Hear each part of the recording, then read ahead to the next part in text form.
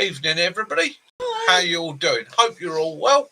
Hope everything's going great for you wherever you are in this lovely world of ours. I am going to go to the bar now and serve drinks. What would you like to drink this evening, my lovely Caroline? Tonight I think I'll have a vodka. No, I'll have a cider, please, with some lemonade. Best because I had a vodka last night. Cider shandy? Yeah. Okie doke. I should get that and I should pour myself a Guinness and then we will crack on with the evening. So, Barman Mick. So, hello, Andy B. Hi, Island Jason. Hi, Dirty Faces.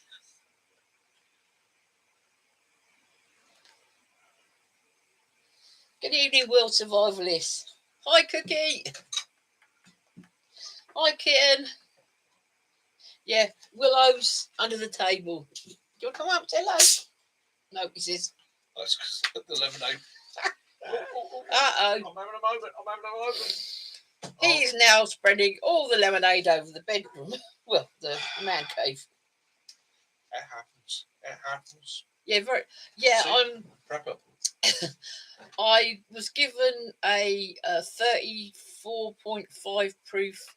No, sorry, 37.5 proof vodka. So I had a little drink of that last night because yeah. Hi, Wiggles Way. Oh, back from Cyprus. Nice. I hope you had a lovely time. Hope the weather was good for you. Yeah, so hello. Come on in. You coming up? You've been a loss. There you go, my love. Hi, Andy.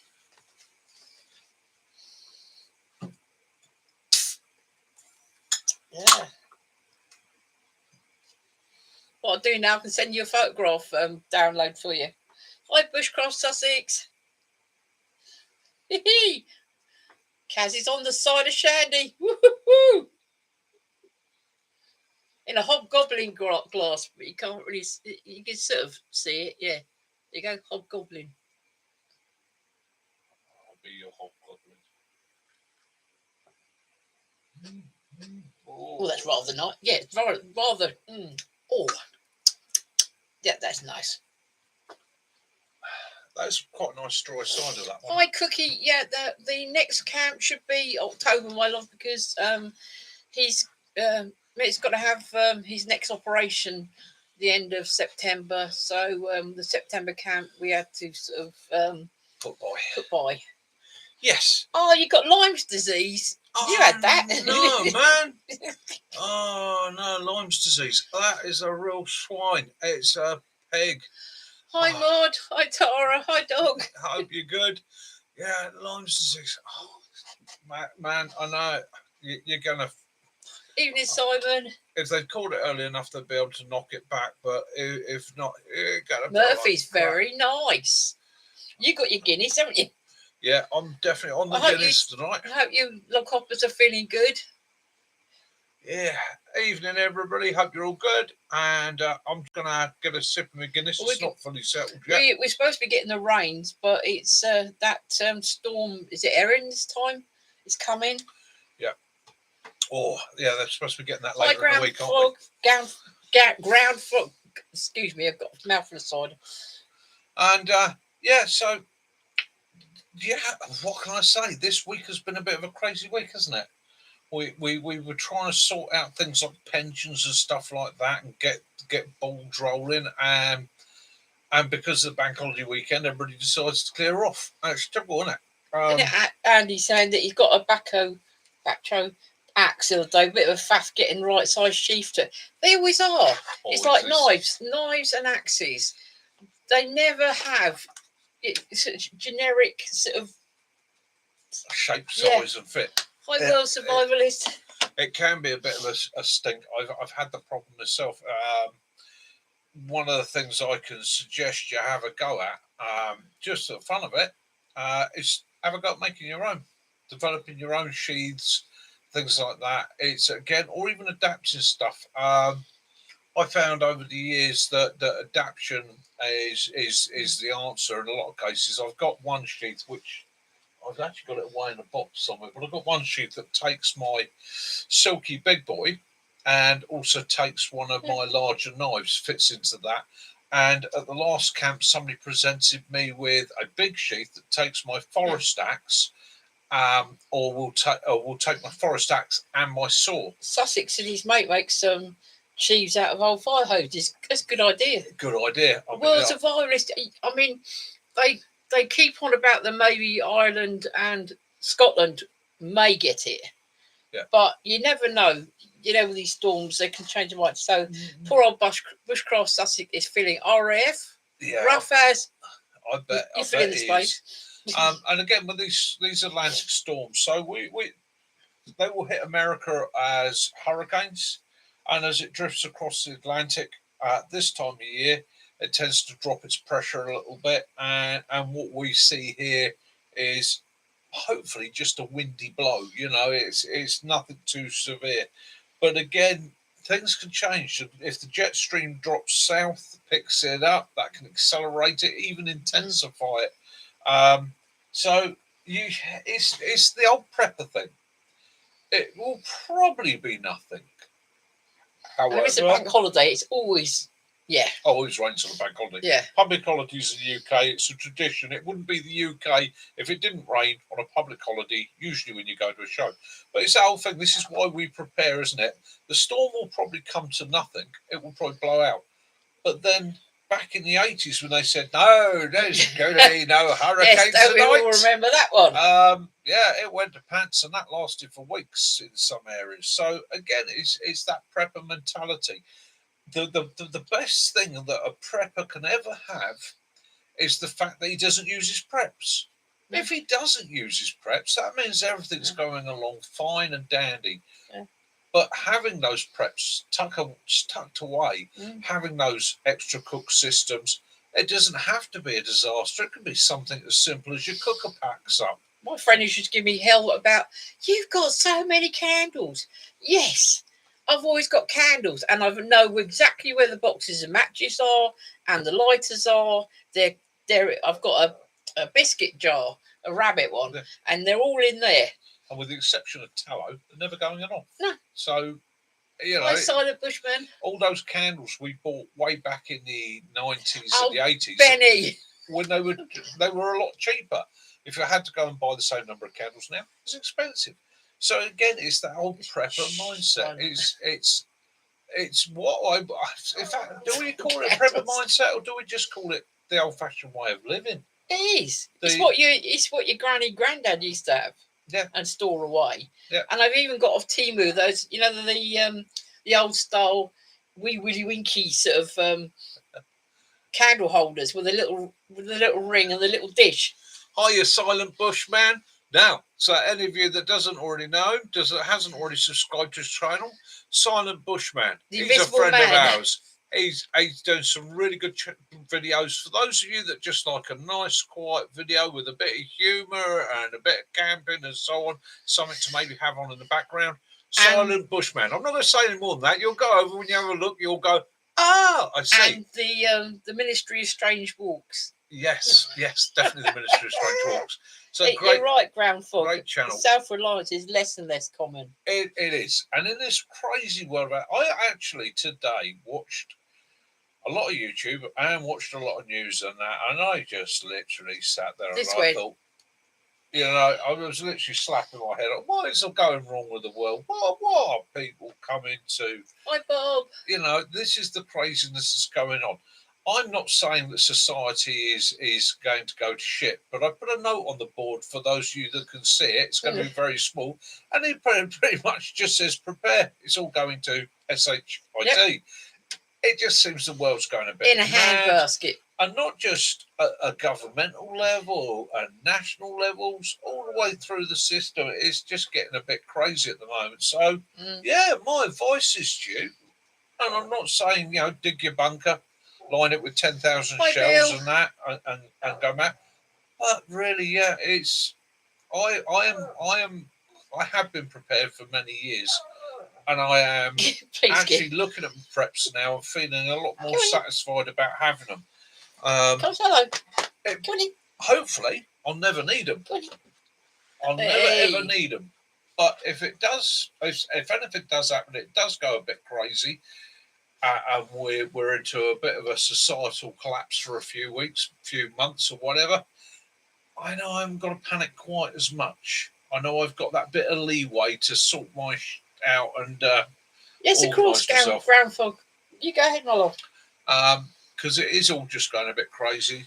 If there's anybody out there living on the Isle of Man that can sign me and Kaz off as immigrants, Mate, I think it's a daily.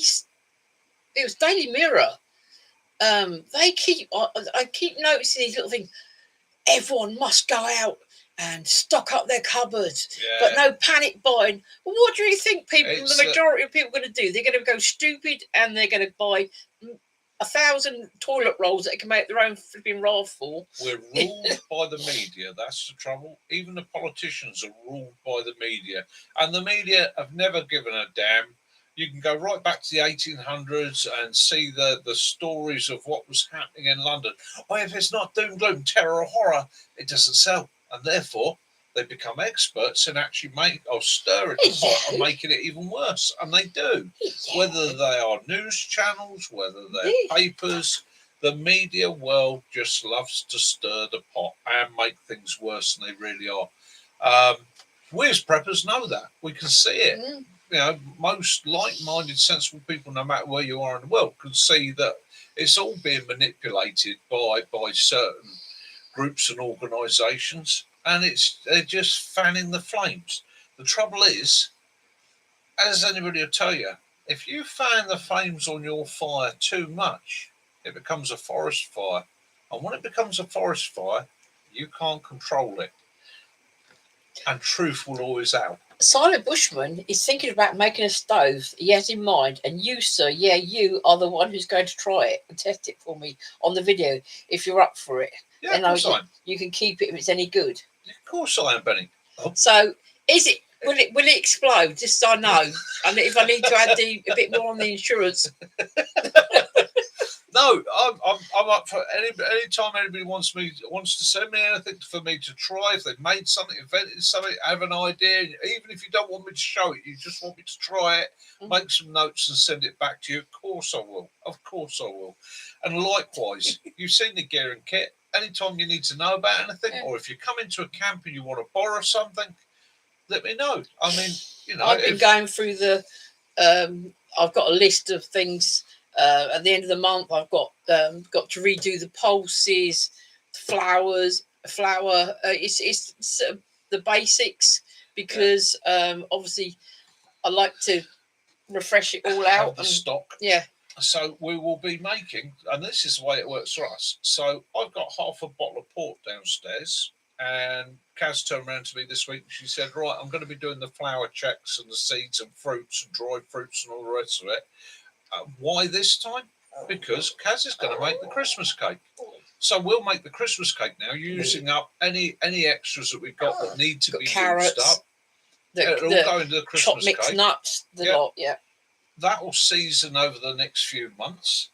Then the cake's there. We'll have a nice big cake, or maybe good evening, Scottish prepper. Welcome. To enjoy and share over the winter period. Whether you're Christian or not, I mean, I call it a Christmas cake, basically, because that's the time tradition. Another thing is, he's got a couple of bottles of port, and one is open, so, you know, it'd be rude not to use it. Yeah. And it will last forever. Yeah. Season your cakes well. But don't ever use vodka. No. We tried that a few years back. Seasoning a Yule, we'll call it a Yule cake. We'll call it your winter cake. Exactly, Scottish. And for those who are like, who've got courgettes growing and you just don't know what to do with them, I have got a fantastic recipe that uses courgette in a cake. It's similar to you use carrot cake, but this courgette cake is brilliant. Yeah. Really nice. You gotta do it with some lemon or orange in it. So. Yeah, and you don't taste the courgettes, but they do keep it nice and moist. Yeah. So that's the tradition of our ancestors. Although we now call it Christmas cake, this is a way of using up stuff at this time of year, preserving it in a way, and knowing that those dark, cold winter long nights were coming, having something you'd be able to share and use that would last for weeks, giving you a treat, a pleasure, a reminder of the summer, a bit of energy, an extra few calories. So that's where all these traditions come from. They don't come from somebody at one point going, let's create a Christmas cake. Brooke, want to know if you were going live on Fridays, but you didn't, so it's a happy birthday. Thank you very much. No, I didn't go live on Friday. This Friday, it's our 38th wedding anniversary. Hey! Poor woman. I'm so of course, sorry. kitten. Yeah, and I should put it on here as well. But anyone who wants that recipe, it's really nice. I was actually thinking of making a few different cakes with various bits in, and bring it up the camp. For you gentlemen and ladies to participate and give it a try. In October. Oh, you turn that down. That's just blowing across it's and me. Yeah, it's that's the first Sunday in 3 months we've turned the fan off, which is a good thing. Oh, thank you, Living Lavu. Wow, he spent 20. Lavu, you didn't need to do that. I do appreciate it, and I hope you're doing good, my friend. Now, I've got to say a big hi to him, and if he comes on tonight, I will pass it on to him. Mr. D, Derek, hang tough.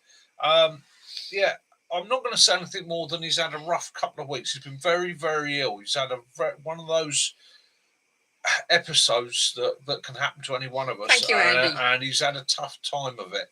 So if you see D come up tonight, drop him a message. Just show him some love. I know he'll appreciate it. And for those of you that have not visited his channel, hang tough. He's one of our American lads, and he is a cracker. He's a good lad. So prepping. That's what I'm going to cover more. Simon, the gift is actually a month's membership. It's a month's free membership. Yeah, that's what Lavu's giving out. Yeah. So, Lavu, thank you very much. I do appreciate it. And again, with the memberships to this channel, I don't ask or bang on about people being members because we're all struggling in this financial world today. I do appreciate all the members, and I know I should do more videos for the members and bits and pieces. I will endeavour this week to do something just for the members, a little chat or something like that, or meet Mick. But YouTube sort of pushes you into doing this sort of thing. If you do it, I dropped the membership as low as I could on their plans, and it's there if you want it. So it's the same as the Buy Me a Coffee. I set up a Buy Me a Coffee purely simply because I didn't want to do what some other channels are doing, which is, I survived just on this, and this is my sole income. It's not. Okay, I get a carer's allowance. Okay, that's what I live on, and my channel is done. I like Dundee cake more for sharing than making money. If this channel never gets bigger than this, it never makes me more. I think I made last year about 80 quid in a year. If it never makes me anything, so be it. It's there for the love of doing it. The pleasure of having the Sunday night. Silent Bushman wants to know what's it like being a babysitter for 38 years. Well, put it this way, the naughty step has got no carpet left, and I've forgotten how many times we've had to use it.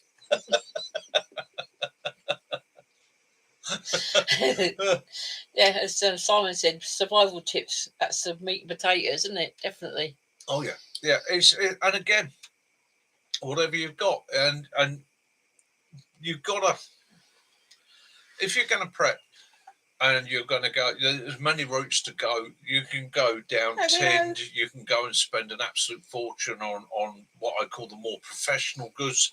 But tinned is the easiest way. Tinned, dehydrated pastas, rices, the simple things. Do your research on how to store them. Many of these things will last years. Tinned foods. Yeah, they've got a sell-by date. Well, I tell you the truth behind a sell-by date or a best-by date. It's nothing to do with the stuff going off. It is done purely and simply to make you buy more. You buy more, so that you go to that cupboard, you look at that tin of beans, and you go, oh, "It's only got 3 days left. All right, we'll have to get some more beans." Well, I was noticing before when we've stocked up on things like corned beef. It's got 6 years on them. Some of them 6 years. 6 years. Yeah. And I'm not saying everything lasts forever. I mean, I've got a few tins that are out of date.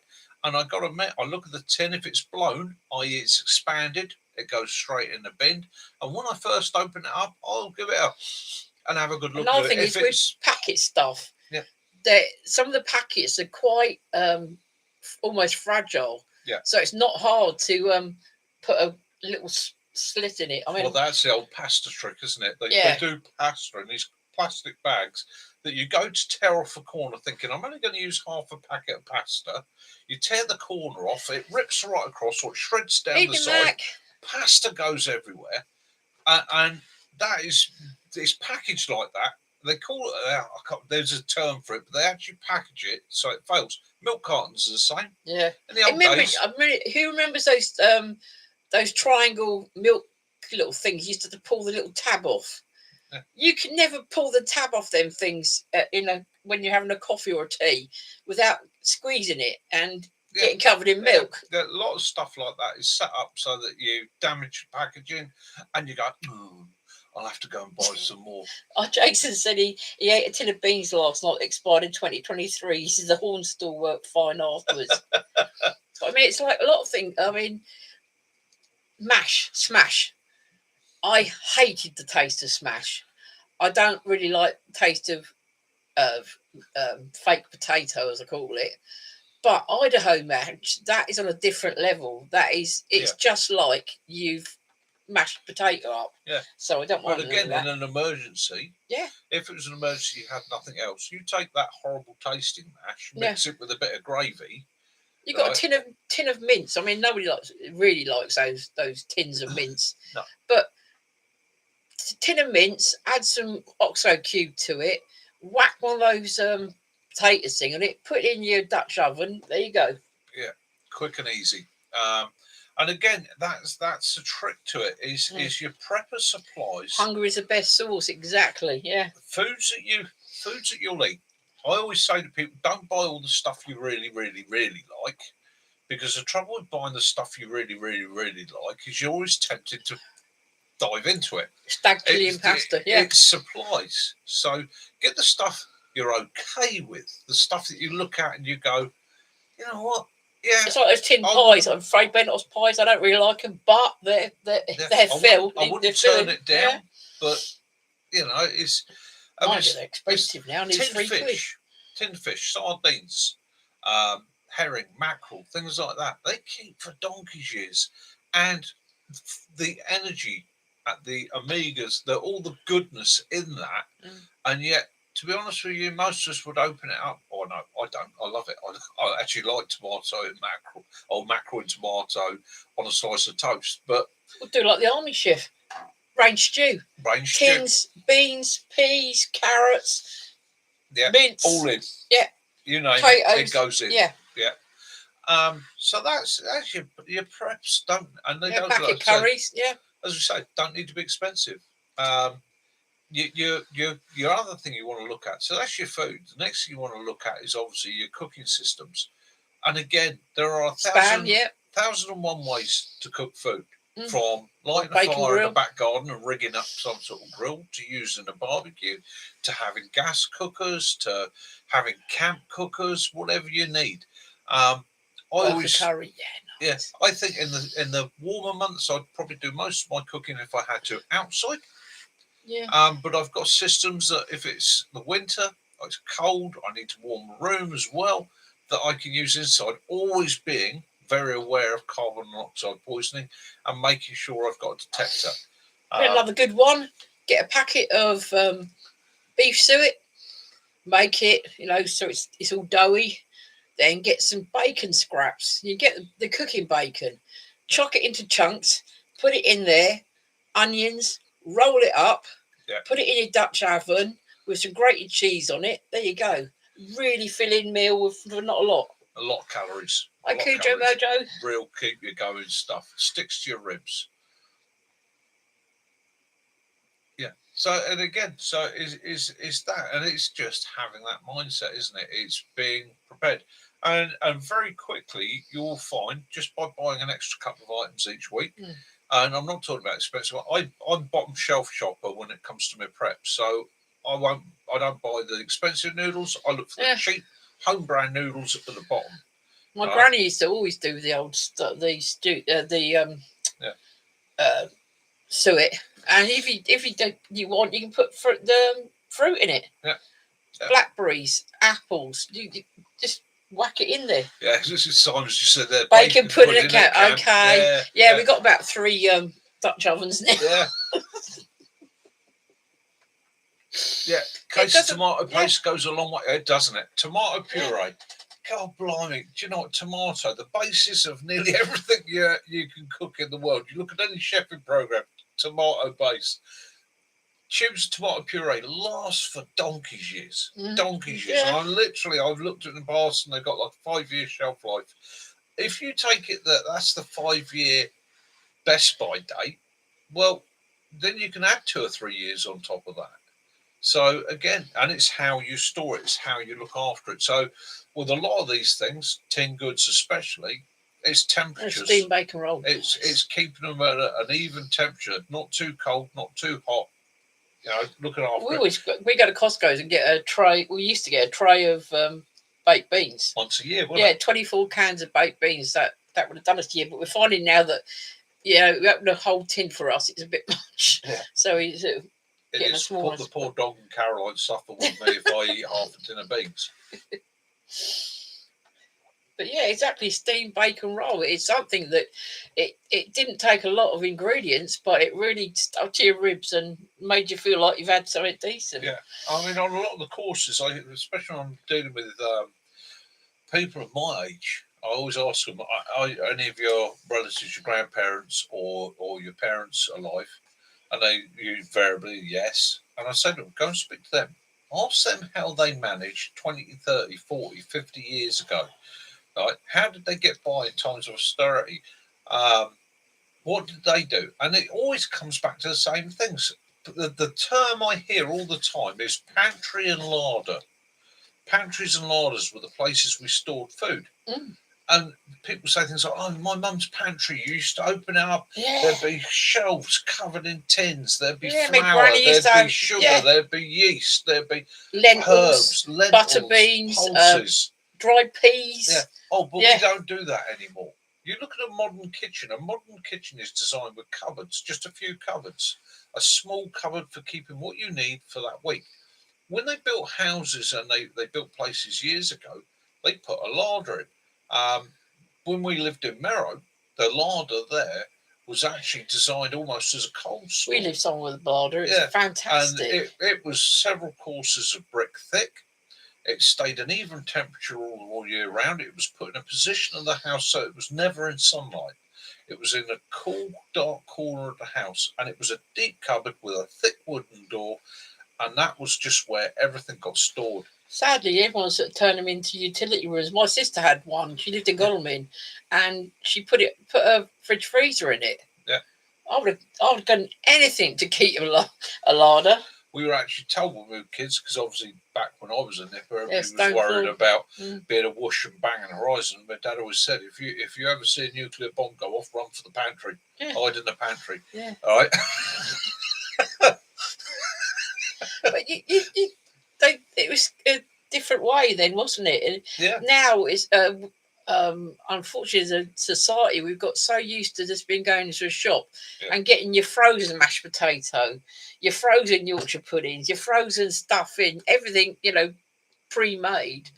But in those, in a granny's time, she'd get a piece of meat and think, right, okay, I'm gonna roast that, and with the rest of it, I'll put it in and do this with it, and Well, go back to the days when the chicken would last 3 days for a family, wasn't it?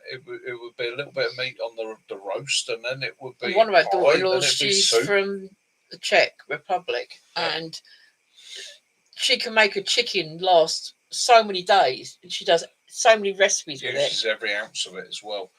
And again, just realised that I'm rather scruffy with pockets all over the place. Make everything from fresh, and then you can, Yeah, and you use every ounce of what you got, isn't it? I mean, it's one of the reasons why I think that society's in the position it is at the moment worldwide is those people in power have lured us in the last 40 years into a throwaway society, a now society. I want it now. You speak to young people now, and there's no patience. They haven't any idea. They haven't an idea what to cook. But some people don't even know what it is. You say, "How'd you cook a cabbage?" But generations back, before we had mobile phones and that, my generation, everything was about patience. I'll see you Friday night. Yeah, this will be Sunday night. I'll turn to a mate and say, see you down at the pub Friday night, about 7ish. Yeah, not a problem. If I wasn't there at 7, he didn't start getting the hump, moaning or trying to contact me. He sat there and went, Mick said he'll be here Friday night around 7. He's obviously delayed, and the guy would wait an hour or two. And eventually I'd turn up, I'd apologise for being late, because that's what you did. It was good manners. And we'd carry on with the evening. Nothing more said, no hassle, no drama. But today, you're 2 minutes late for seeing somebody, and you haven't phoned them and explained that you're dealing with a casualty or caught in traffic, and there's all hell to pay. You're right. What's wrong with society? They took out home economics. Yeah. And I remember when I was at school, we had home economics, but next to the home economics room was like a small, laid out like a flat. Yeah. And it was, preparing stuff, housework and all that sort of. It's really interesting, But again, there's another thing, isn't it?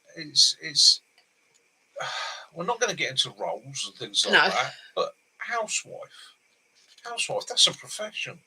That's a full-time job. That's caring for the children, running the house, cooking, cleaning, shopping, catering. Hi, DB. How are you? How many skills in that? That should be something that's applauded and honoured. I can read them out. Yeah. Well, our neighbour, she's got DB. She's got a humongous damson tree in her garden. In fact, it takes over her whole garden. And she said to me today, she said, "Oh, if Mick wants to come round and help himself." So this week we are making damson jam. I'm going to be making damson crumble. Mac, I don't know if you like damson crumble or pie, but if there is, I'll send one your way. Yeah, damsons. I used to be one of my favourite fruits as a kid. This time of year, you'd see me sitting in tops of trees. I'd volunteer to pick the damsons for the neighbour. You want a house? A huge one. And I'd be up in the top of that tree with a bucket and a rope, picking damsons. So it was literally every other one that went into the bucket, one went into my mouth. And they go through you. Well, Jason, if you have too many, they will go through you. Jason, the Muddy Ruts, the chef, he bought around a bag of blackberries for us the other day. Yeah. Jason and Nat won't join us tonight. They are with the Surrey 4x4 response guys. They're all down at a major festival. They're at Carfest South, assisting down there on standby. They've been down there for 4 days. It'll be 4 days, 4 nights. The way this ripened up around here, Sussex, it's been quite slow. Yeah. Right, so I don't know how many of you are interested in adventures. I came across something today which I've actually shared to the channel. It's on the channel or on my shared videos and all the rest of it, and it was Outdoor Disasters, which I do watch quite regularly. And they covered the event which has happened recently. It was a YouTube channel called Toyota World Runners. A young man called Matthew Yeoman and his partner Stacey Turu, hopefully I'm pronouncing that right. They built a Toyota camper and spent 17.5 months travelling from one end of America to the other. And I mean from as far north to as far south as you could Mongolia go. As well, didn't they? Yeah. They went out. And they did New Zealand. They did lots of explorations. And they're quite a successful channel in their own right. Lovely young couple, really deeply in love with one another. A lot of people migrated to their channel because of their honesty, the sincerity, the fact that they were just showing that you can have your adventures. Well, I'm sad to say I found out tonight that they lost their lives on the 17th of this month. Ago. They had an accident whilst off-roading back at home, of all places. That whole thing of it always happens nearest to home. British Columbia, isn't it? Yeah. And I did share it to the channel because it was a very sad story of two people that were very much in love and had so much to give the world. But again, it reminds us these things can happen. Can happen. That's why we prep. This is why we take the procedures we do. This is why we do survival techniques.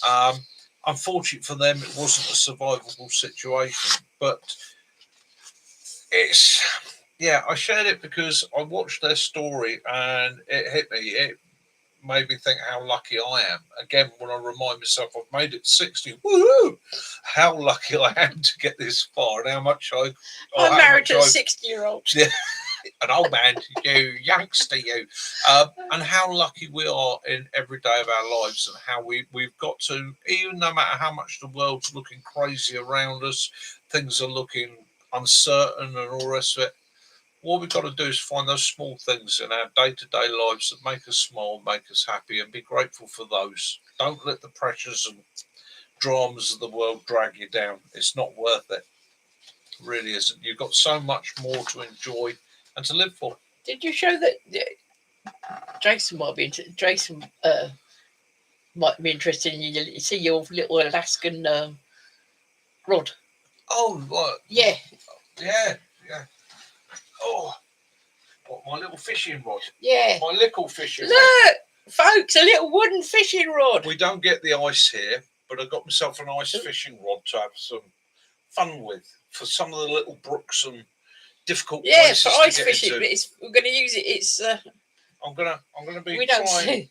I'll be trying that for some perch and some brook trout this year.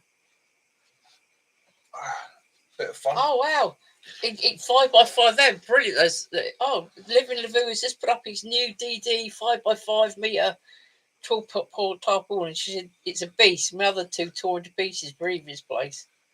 Excellent. Yeah, I know. It's early in the evening for getting his rod out, isn't it? Yeah, always got my rod in my hand. Yeah, it was on Temu. That was £7. Yeah.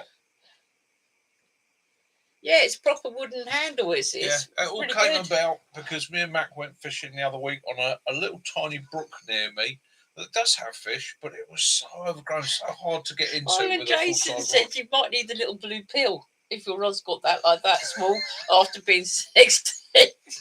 So here it goes. It's going down the toilet again. It's off down the toilet. Right, so yeah, let's get back into some of my notes. Otherwise, I'll be frustrated. So, prepping. Frustrated. Oh, there we go. A slip of the tongue. It's just going down the toilet again, isn't it? Cheers, Jace. Do you bin your old supplies? Do you keep them back as handouts?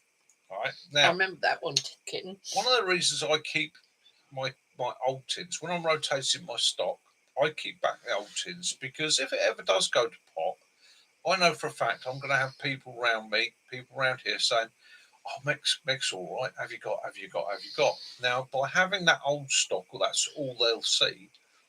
I've got something to pass on. I don't look like that miser. I don't become somebody. I look like somebody that's sharing. Although I'm going to keep the best stuff for me and mine. Obviously, it's now it sounds a bit tight, but you got to look after yourself before you can look after somebody else. The other thing you can do is you cache them. You can take them out, put them away somewhere, have them as an emergency fallback. As we said before, a lot of these things will keep pretty much indefinitely if you store them right. If you've got it stashed away somewhere, it's not taking up any space, it's not an issue, but it's a fallback. It gives you that fallback. You might well open the old one and go, that's had its day, and bin it. But it's always going to give you something to fall back on. Never throw away anything that could be used. Okay?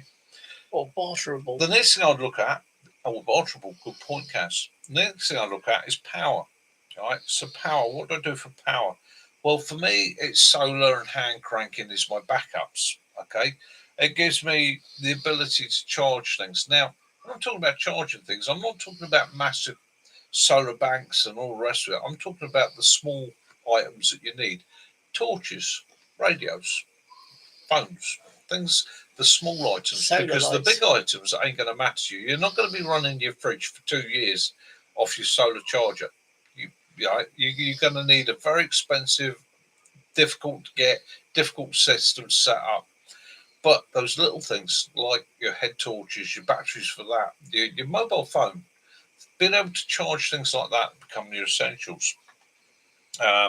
Also, I do have a couple of small solar battery packs. The reason I have those is on the camp, I found that I could charge everybody's phone on camps. I also have one of my friends who has a medical issue, so he has a sleep apnea machine, which he can run for days off of that. So again, good backups for that sort of thing. My third one on my list is meds. You got this. As we all get older, we find that we need more and more meds. Okay, no matter who you are, there's guarantee there's going to be something that's either a regular go-to or something you'll prescribe. Make sure you've got a store of them and thermal cooking. Yeah. Make sure you store them correctly. The other thing is when it comes to antibiotics, I've seen recently a lot of people storing antibiotics. Be very careful. Some antibiotics, as they age, become toxic. Okay. Some of them become very, very toxic. So you just got to make sure that you know what you're doing with that. My advice there, go speak to your pharmacist. He's the expert. Go and speak to him. Say to him, I just want to put a few away. What do you suggest? What do you think? Or could I've been prescribed these. Can I keep them back for a little bit of time? Another thing we do is every year we in the new year we go through everything. Yeah. Our meds and that, sort of looking through to make sure we haven't got anything that's gone out of date. That way it gets rotated. So rotate everything. Also got to think about temperature with meds. A lot of medications is very temperature sensitive. So it might be a case that you end up digging a hole, putting them down below ground level, storing them downstairs, in a Tupperware tub or something, finding somewhere to keep them. Okay. Next thing you always got to think about is what are you preparing for? What are you actually preparing for? What is your local threat? Do you live in an avalanche area where you could be cut off? Do you live in a flood zone where you might need to evacuate? Fire risk zone? Is it you're living in like I am, a big built up town where my major issue here is possibly a little bit of flooding, which has never happened in 30 years, or could be power cuts, could be civil unrest, things like that. The situation where I'm going to want to bolt and block the door, sit back, be very quiet, and sit it out. Okay. And we've seen over the last few years, water storage. It's vital. And a lot of the disasters I've seen in America in the last few years, what's the one thing that everybody's desperate for very, very quickly? It's water, clean water, bottled water. Think about your water storage. Think about the fact that an average person needs a minimum in cool periods of 2 litres a day. Okay, you can go with less, you can ration yourself down to less, but you're only going to be causing yourself problems. Ideally, look at 3 to 4 litres a day. That is your 2 to 3 litres of water to put into your body, and a litre then big containers already doing any necessaries that you need to do with it. And if you can keep more, keep more. So I have a water storage system where I've permanently got 125 litres of water on store for me and Caroline for emergencies, which is rotated through. On top of that, I've got filters and sterilisation systems, so I can take water from rain, from the water butts, from natural systems, and add to that if I needed to. So those 125 litres are purely for me drinking water. Cleaning, flushing, all that sort of thing is going to come from butts and other systems. And every month buy those big 5 litre bottles of water. Stash them away somewhere, out of the sunlight, obviously. Being mobile, that's the next thing we need to think about. Okay, so travelling. Do you travel a long way to work? My commute, I used to do 2 different areas. One of those was 30 miles each way. The other one, was near 70 miles. So you've got to look at what your commute is and think about it rationally. And then you've got to equip your vehicle for it. Now, my rule of thumb is I always try and keep my vehicles fueled. It's not always possible. Towards the end of the month, it ends up being used. It gets lower and lower and lower. But the first thing I do at the end of the month is I fill it to the brim. And then I try and keep it topped up there so that I know I've got 500 miles of range in the vehicle in an emergency. I need to evacuate Kaz. I needed to go and help one of the boys. A friend gets a problem. I've got that ability to do that. But also within the vehicle, it's permanently equipped. My basic rule of thumb for everyday use is 24 hours for every person. Okay, so 4 people to a car, 24 hours worth of supplies, that's 4 days worth of supplies. There's always a first aid kit in there. There's always an emergency shelter system. I keep a blanket on the parcel shelf, and I've always got an old rucksack in there. So if I was... And we keep a spare dog lead because sometimes you come across animals that are loose, so you can use that on a horse. Or I keep a little cook set in there. So if I was 70 miles from home, for some reason I had to walk home, I had to make my own way back here, I've got enough supplies, enough equipment to throw into the bag and keep myself going whilst I come back. Now, it might not be perfect, it might not be comfortable, it might not be the easiest thing in the world, but I can self-sustain myself until I get home, or at least keep myself in a better condition. I also constantly, when I'm thinking about adding to my kit and that, I think about force multipliers. Now, when I'm talking about force multipliers, I'm looking for those things that can do two jobs. So, one of my favourite force multiplier systems is the Plash Palatka, okay, the Lavu. So it makes a brilliant rain cape. It's absolutely fantastic against the weather, but also forms a damn good shelter. So in carrying one piece of equipment, I've got two jobs done by it. My knife and fire striker. So it's a knife, it's a fire striker. We all know how essential a knife can be to you, how many jobs you can do with it. So I always got a Leatherman, or I've got the Swiss Army knife. And in fact, actual fact, if you went to my bag, I've got my Leatherman in the bag and I've got my Swiss pocket knife in my pocket. Blimey, how many tools have I got for force multiplier? Same thing with cook sets. Now, I've seen a lot of videos just lately where people doing their survival bug out kits that are all contained within their cook pot. Brilliant idea. I like it. Has one drawback from my own experience. I did this many years ago, came up with a brilliant system where I had a cook pot and had everything in it, all my survival gear. It was nice, small, compact. It was absolutely brilliant. About 30 items in there in total. Yeah, duct tape, very useful. Yeah, 30 items in there in total. The only downside was every time I wanted to make a brew or cook something, everything had to come out. Now I've got stuff all over the place, so I put it in a bag. And then I realised, actually, do you know, I'm better off keep that stuff in a bag and maybe just put a water bottle inside the cook set. Yeah, there's always it made it a bit more bulky, but it made it a lot easier to manage. In the car, we've always got a roll of Black Nasty. Always. I've got, in actual fact, if I pan the camera into here, you can see 2 rolls of Black Nasty and a roll of camouflage tape, which actually I've got duct tape downstairs by my computer as well. You know the old joke? Duct tape. Yeah. Turning no to for the last 40 years. Brilliant stuff. Now, I always call it duct tape anyway. I know it's duct tape, but yeah. On top of that, I would say this much to you. Always be honest with yourself, okay? In all your prepping, in all your preparation, in all your physical doings and abilities, be honest with yourself. We overestimate ourselves all the time. We're all guilty of looking at something going, yes, I can make it to the top of that hill and I can do it in a couple of hours. We're all guilty of sitting there going, well, I've got a skill set where I can do this and this. Be honest with yourself, okay? Don't overestimate. You're actually far better underestimating. I'd always rather have too much kit, tape's good. too much equipment, too many supplies than not enough. It's as simple as that. I'd rather allow myself 5 hours to get there rather than the 2 hours I can do it in. And that way, you've always given yourself that margin of error, that bit of leeway. You never know what's around the next corner. Yes, I can be there in 2 hours. You walk around the corner, step off the curb, roll your ankle, you're now hobbling. Okay? They're only going to wait 2 hours. If you told them, I'll be there in 5 hours, you've got a chance of making it. And it's that sort of, it's a mindset thing. It's a whole prep thing. It just expands out massively. Yeah, so what else am in my notes? Yeah, I suppose the only other things I've got to say about it is, yeah, always be honest with yourself and your abilities and your preps and that. Yeah, it's going to save you. Practice with your gear at all times. Improve your skills. Adapt and overcome. Okay, it's a simple methodology. It's never stopped. Exactly, DV.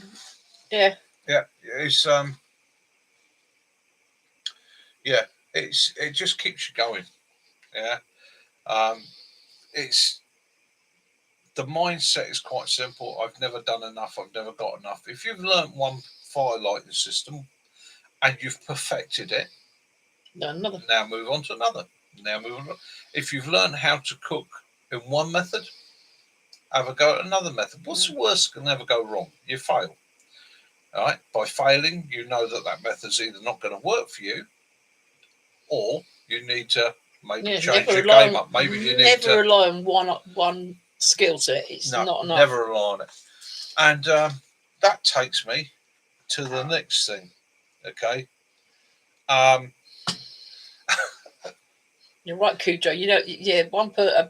Someone dressed as a tree carries 60 litres on the back of you, wouldn't it? Yeah. So, the .gov website for the UK, okay, it's released these. I printed it off today, or in fact yesterday. Read through it.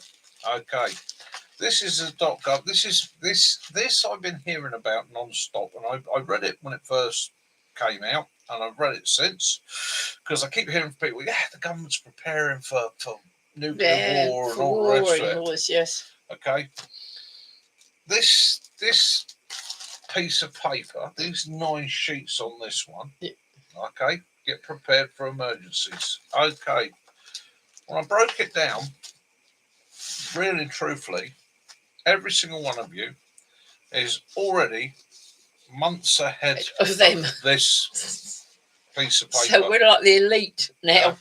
So you are the elite. Yes. You are my special forces. You are my SF crew. Yep. So get prepared for emergencies. Be informed. Know what your emergency is. Right? Gives you a list of government websites that you can dive on. Will tell you what's going on in your area. Well, we already do that as preppers. We've always got an eye on the weather. We've always got an eye on what's happening locally, what the issues are.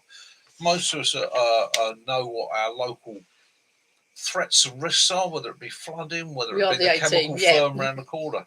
Yeah. Let others know that you could need support. Okay, that's chapter 2. Now that's not too bad actually, because that's aimed at another section, and it takes you off to another section, which is advice for disabled persons and carers.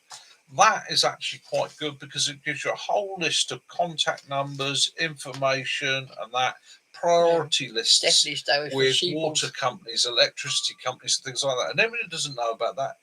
The priority lists are set up for people that are at risk, people that are classed as disabled or carers, and they prioritise you for things like power, which means that they're going to be supplying you, in theory, before anybody else.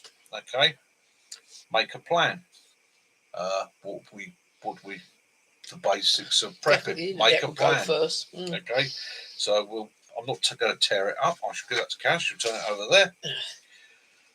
What do they say about making a plan? You should put your plan in an easily accessible place and tell your support network where to find it. Your plan might include a written down list of contacts with their numbers for people in your support network or anyone that should be contacted in an emergency, including your carer, clinical care team, your GP, pharmacy, hospital specialist, mental health support worker. Hi, Kiwi. Okay. Details of your regular medication and where it's stored should also be on the list, and ensure you have enough medication to keep you going for several days. Yeah. They will prioritise themselves. Yeah. Know what to do if the power goes out. Okay. Stay still. Don't run. Okay. First thing, don't run. Know where the dog is or the cat. Right. They do prioritise one thing right at the beginning of this, which I do agree with again. If you have specialist machines such as electric wheelchairs, stair lifts, oxygen machines, or other vital equipment, make a plan with your care provider and your local system to ensure that these things can be kept going for you. Well, yeah, makes practical sense. No, I didn't know that. Channel 4, that Radio 4 is the national. It's a fan way of contact from the government. Worth knowing. Yeah. Talk to others. Yeah, we know what we feel about that. Yep. Oh, here we go. Prioritise will. Here's a bit all my prepper friends are going to want to know. Get emergency supplies. So do we. Okay. I'm going to read this More bit than one out torch, actually. entirely for you, because this is the point where I literally went, I'd have never guessed. Okay. Get emergency supplies. Consider what supplies you and your household might need during an emergency lasting a few days, such as a power cut, a water outage, or situations where you're advised to stay at home or even leave your home, evacuate for safety reasons. It can be helpful to keep these items in one place in your home, ideally somewhere easy to find if the lights aren't working. So don't put it under the patio. We keep torches all over the place, don't we? Yeah. But torches, those lights that when you move, they come on. Have a bag that you may consider in which you may consider keeping items that you might need to take with you if asked to leave your home quickly. A spare bag. We've talked about this in the past, where I've talked about having that not just some supplies, but all that information that you would need in an emergency. Contact numbers, surgery numbers, prescription details, insurance details, marriage certificates, birth certificates, passports, things like that, driving licenses, the sort of things that if you came back to your house and it was gone, you would really be stuck without. Bank account details. Don't trust the banks. Always make sure you've got some sort of proof that you had an account and what you had in it.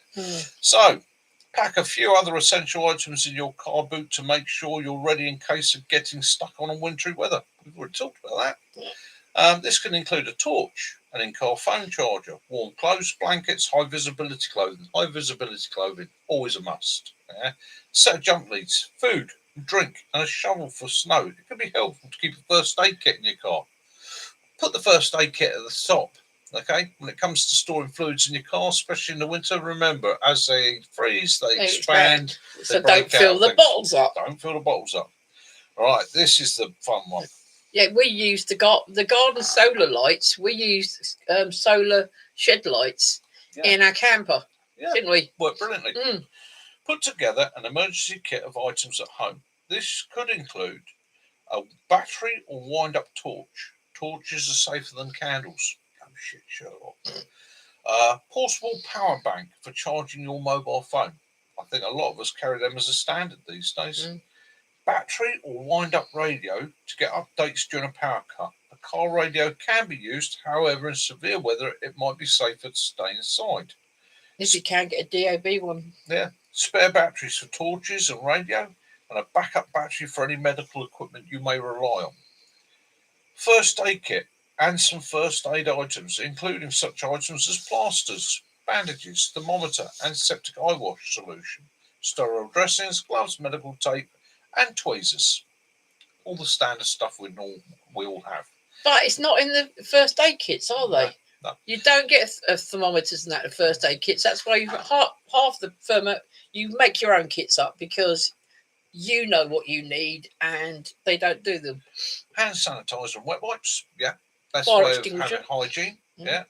Bottled water. This is a government recommendation. There is no standard figure for this, as emergencies can vary in duration, and people use different amounts of water. A minimum of 2.5 to 3 litres of drinking water per person per day is recommended by the World Health Organization. For survival, 10 litres per person per day will make you more comfortable, as well as providing for basic cooking and hygiene needs. Additional water might be needed to make up baby formula, for medical devices, and for your pets. Always think of your pets. Now remember, that little dog one day might be a pie. Non-perishable food. Or a slipper. Yeah, a slipper. Keep your feet warm. Yeah. Non-perishable food that doesn't need cooking, such as ready-to-eat tinned meat, fruit, vegetables, and a tin opener. As with water, how much you need will be based on your circumstances. Don't forget your food, your baby food, and your pets. Baby supplies such as nappies, baby formula, ready-made, ready-to-feed food formula is best, as you may not be able to boil water or sterilise bottles. Right? Rather than buying all the items at once, collectors need to go. That's what the government recommends. Now, for somebody who's never looked into prepping, that's probably good advice. It probably gives them the first step on the line. You guys are already well ahead of that. Okay, I know that for a fact. Most of you guys have got everything they've said on there already. There are, when I read through it, there are little things like bartering items. So, next time you see a packet of nappies cheap, grab them. Right? Nappies have a lot of uses, but they're also a fantastic bartering item. And baby milk. Baby milk. It can be used as a whitener, it can be used as an energy source. It's a great source of vitamins and minerals. And again, it's a great bartering item. So I'm not saying run out and buy the world's supply of baby nappies, baby milk and that. But again, if you're in an area like I am here where there are a lot of children around, that's something that's going to be short very, very quickly. People are going to be panicking about it. It may be the thing that you can barter with somebody else. It may be the thing where you can help one of your neighbours. If you live in an area and you live in a community that you would want to help people around you, if you know somebody's got a small child, just having that, and it can sit in a loft, it can sit in a cupboard, it's not going to go off, it can sit there for years. So the other thing is they have many other uses for soaking up spills, using as an emergency dressing, as a compression aid. Okay, so Isla Jason said, Lord, easy to store and many uses. Many uses. And not just cooking. Lard. God, you look back 200 years ago, lard was used for everything. Greasing axles, okay? Greasing barrels, waterproofing things, protecting them from water, fire lighting. You went out in cold water, you cover yourself with goose fat as well, didn't you? Energy source. It 101 uses. So again, as we said right at the beginning of the evening, how did our ancestors think? How did our great grandparents think? Okay, lard. It'll even waterproof clothing. Okay, don't get me wrong. Once it gets warm, every insect's going to be stuck to it. Yeah. But in an emergency, to waterproof a blanket to use as we like farm foods. We buy a lot of things there.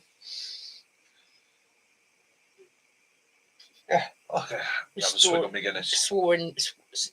Storing up the water.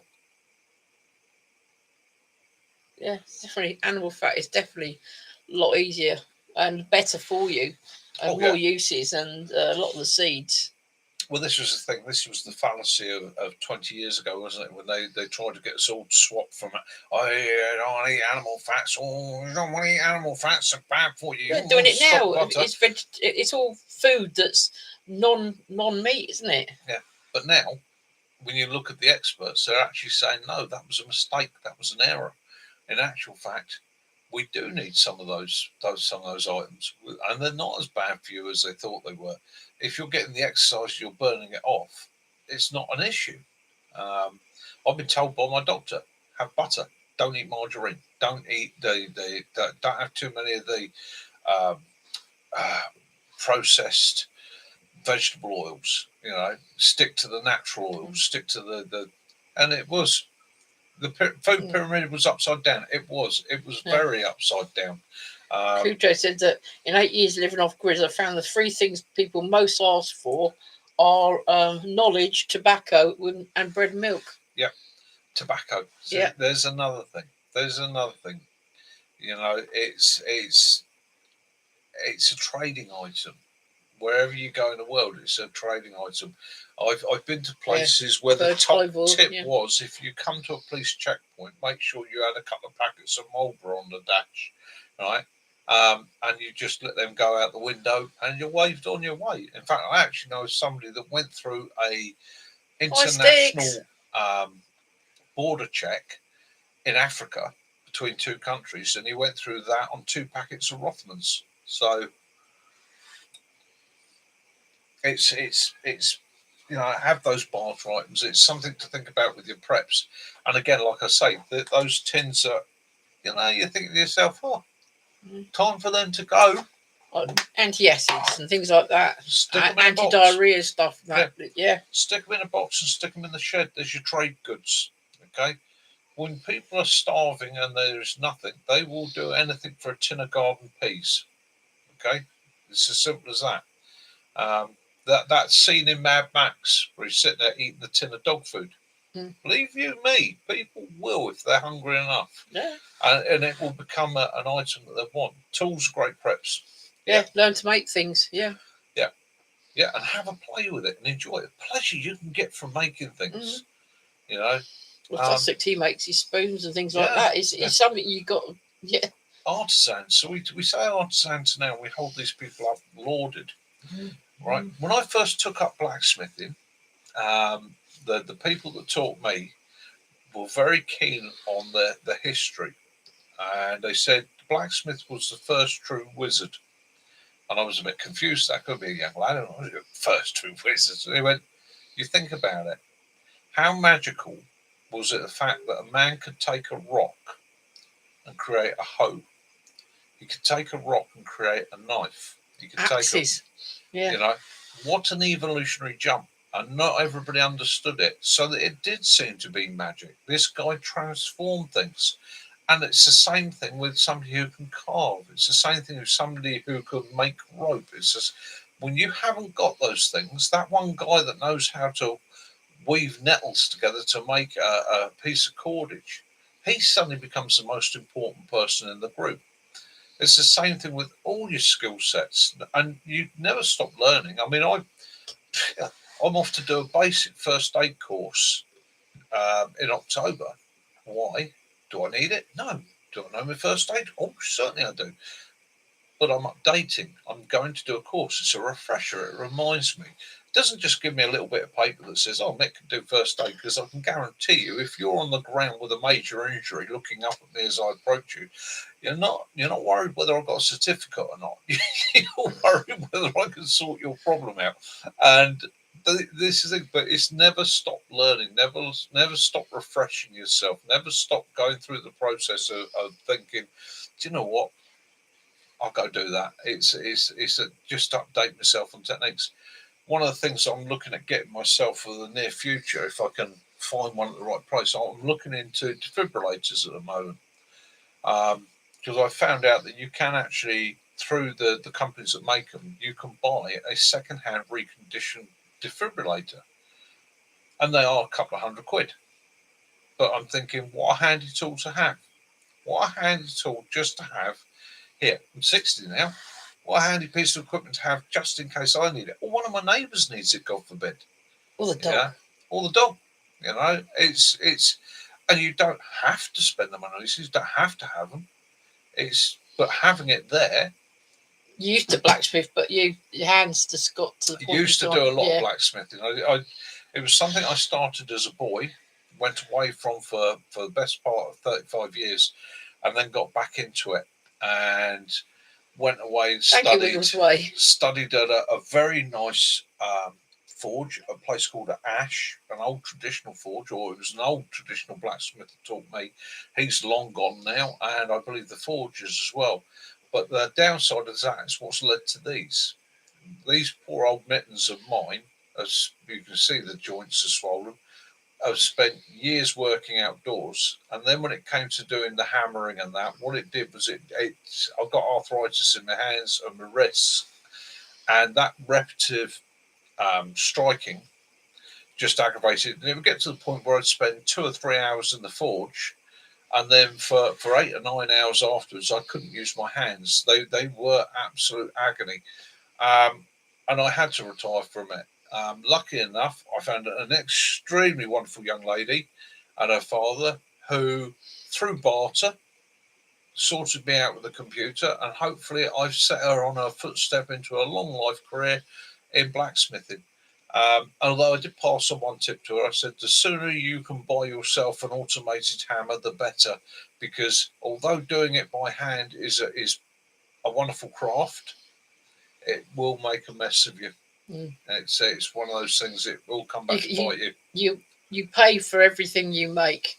Yeah. Either you're hitting your hand, burning your hand, pinching your hand, cutting your hand. The first lesson I learned in the forge was the old boy said to me, he said, I don't care what your religion is, but for every item you make, there is a sacrifice to pay. And if you don't pay the sacrifice, you will never make a good item.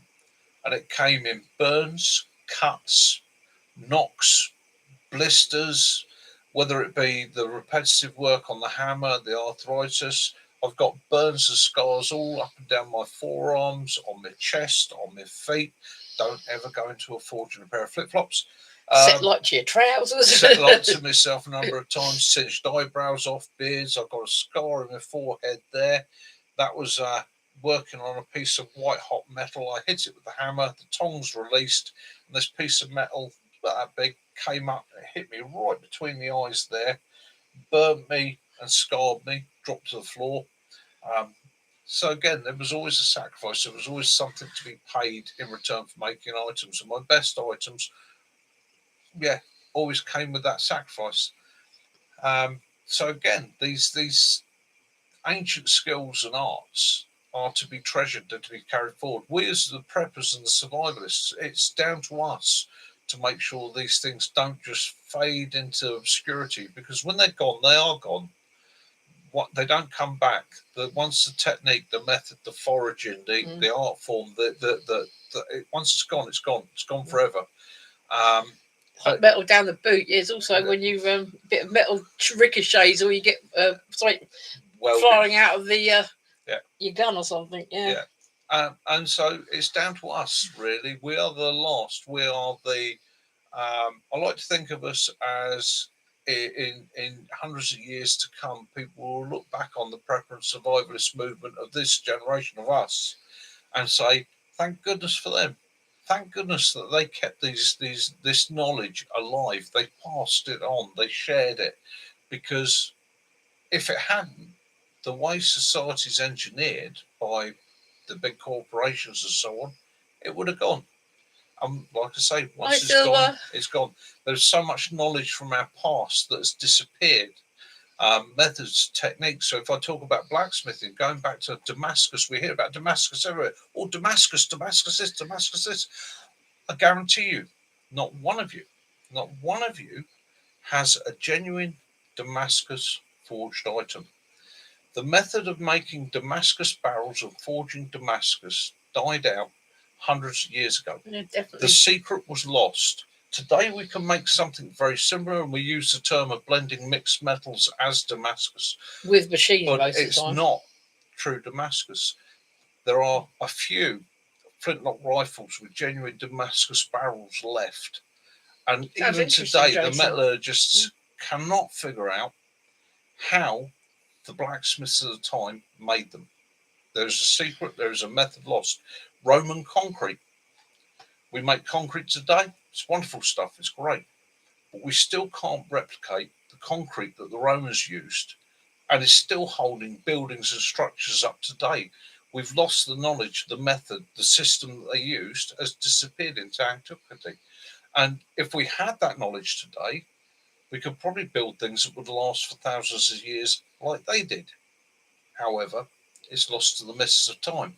So again, it's down to us to keep sharing it, keep the knowledge, pass the knowledge on, and it doesn't matter. You don't have to be an expert in everything. Just pass on what you can and share it. Actually, this week, there was a lad, he found a 5,000-year-old axe in a river in, I think it was Poland. And this axe it had broken into 2 bits, but it still had the axe head made of stone. Share that knowledge. That ancient Damascus especially is it's the holy grail, to be able to make Damascus like they did. But the technique is lost. It's gone. They don't make them like they used to. You're right, DB. Samurai swords, isn't it? Anyhow, I'm going enough of me waffling from my notes. Let's get into the chat. How have you all been? Hopefully you've had a good one. I had a day at the hospital this week. Had some fun up there. Met a lovely nurse. Went through the randomisation for my surgery. For those of you know anything about prostates, I'm having a Eurolift now. I'm not going to be ablated. Eurolift. I thought. Look at people put coins on your head. All French. Bonjour, monsieur. We have. Yeah, of course. Bush Cross Sussex is feeling rough. Yeah. It's RAF. Well, that's not surprising with Lyme disease. Yeah. So thoughts and prayers.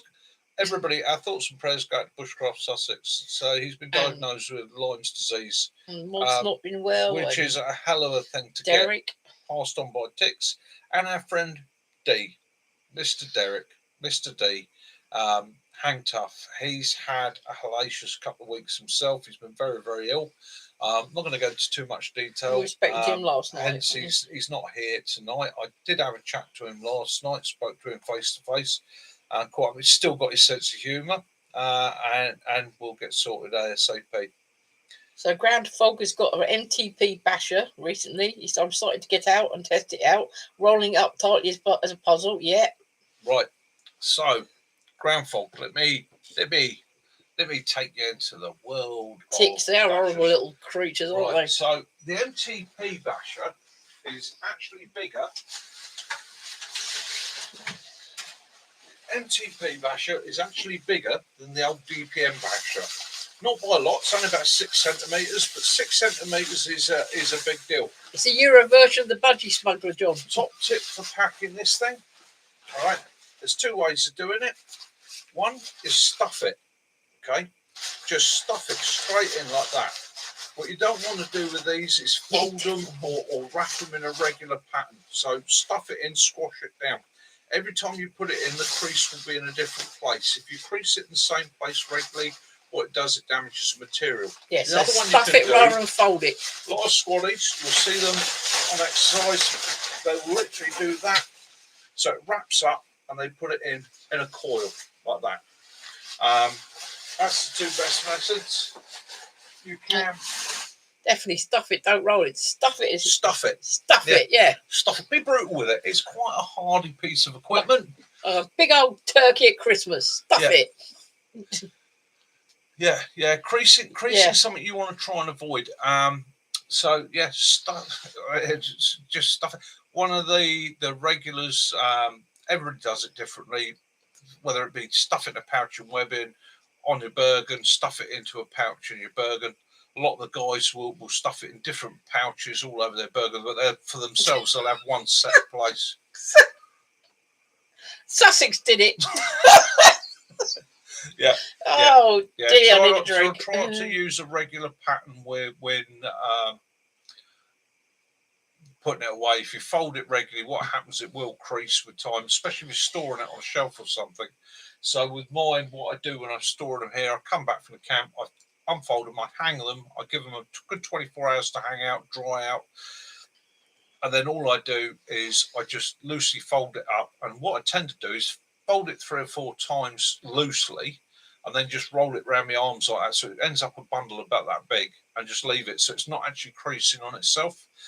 When it comes to packing it for the camp, it's usually the last thing to go into my shelter system and it just gets stuffed in on top. So when I get to the camp, on top of it is my tar pack ridgeline.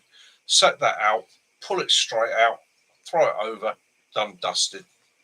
Done, dusted. Yeah, John said a good tip, but stuffing back in the MTB bag is rough. Yeah, the packet comes in, right, becomes your knife, fork, spoon bag. Now this is something they don't teach you anywhere in the world. So the MTP basher will come in its little slip, its little bag. That becomes, it can be a knife, fork, spoon bag. Throw your salt, your pepper, your knife, fork, spoon in that because it's only a little backpack. Or you can throw bed kit in there, whatever you want. It then becomes something else. Yeah, wash kit. It becomes a package for something else. And then my shelter system literally goes in on top of everything else and it's loose so that I can just rip it out. Because the other problem is sometimes you have to put it away and it's wet. If you just give it a quick shake out and you're looking at your kit and you go, oh, I'm not going to put that on top of my clothing. So you now look at your bag, you think, right, well, it's not going to hurt if I put it on top of my cook set because that's all sealed. So then it goes on top of your cook set, or it has its own standalone pocket. On the 128 litre Bergen, or 120 litre longback Bergen, which is right, pegs, ridgeline, guy lines. Yeah, which is, where have I put that? Yeah, he's got several bags that are made from your camo trousers, aren't they? Camo trousers, or the the green ones that they wore. Yeah. But Yeah, just make a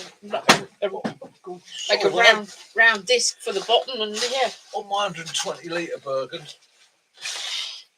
at the front there is a rectangular pouch at the bottom. That becomes that's normally where I like to keep my top. So my top and my ridgeline go in that.